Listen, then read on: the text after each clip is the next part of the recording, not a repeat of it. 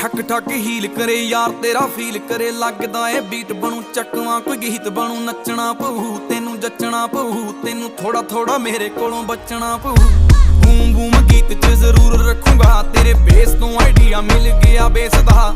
Pedal release ਕਰਤਾ ਮੈਂ race ਦਾ, ਦੇਖਦੇ ਆਂ ਬਣਦਾ ਕੀ ਇਸ ਕੇਸ ਦਾ। ਦੱਸ ਦੇ ਕਲੱਬ ਕਿਹਦੇ ਨਾਲ